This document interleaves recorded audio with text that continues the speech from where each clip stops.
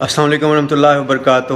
سب سے پہلے تو میں اپنے گھر پہ جو پولیس کی ریڈ ہوئی ہے کل رات 1:40 پر اس کی مذمت کرتا ہوں۔ میرے ملازمین پر تشدد کیا گیا، معصوم لوگ تھے۔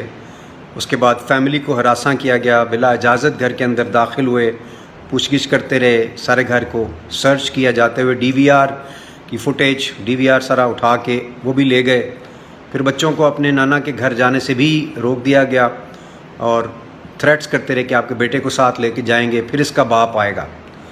تو باپ نے کیا ہے یہ میری سمجھ سے باہر ہے۔ میں نے تو اپنی سیاسی زندگی کے اندر ہمیشہ کوشش کی ہے کہ پیار محبت سے گزاروں، اور اس کے بعد ہمیشہ میں نے 9 مئی کو بھی میں یہی درس دے رہا تھا، اور وہ میڈیا پہ ہر جگہ موجود ہے اس کا ریکارڈ، کہ آپ لوگوں نے کوئی آگ نہیں لگانی اور کوئی توڑ پھوڑ نہیں کرنی، عام آدمی کی زندگی متاثر نہ ہو۔ ایک ویڈیو جاری میرا پیغام اس دن، کیونکہ میں شاہدرہ میں تھا، جب واپس آ رہا تھا تو ٹائر جلائے ہوئے تھے لوگوں نے، تو میں ان کو یہی کہتا رہا بار بار، لیکن میری سمجھ سے باہر ہے کہ مجھے کیوں اٹھانا چاہتے ہیں۔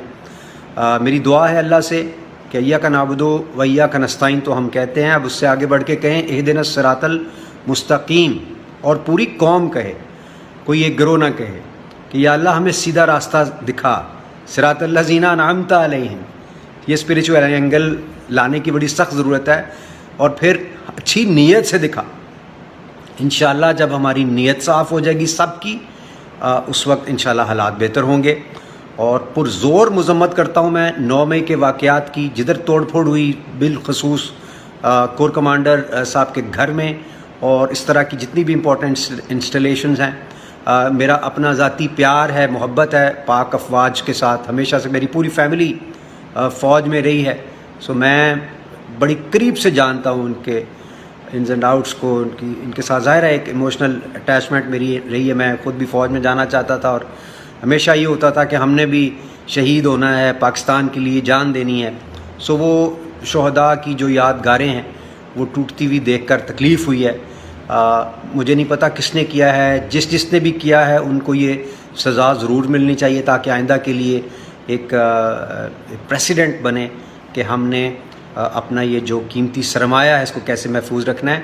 اور اس سے امبیرسمنٹ ہوئی ہے، پاکستان میں نہیں، پاکستان سے باہر کی مجھے زیادہ فکر تھی کہ دوسرے ممالک کے لوگ ایسے کیا سوچتے ہوں گے، کہ کیا اتنی ولنریبل ہے ہماری فوج۔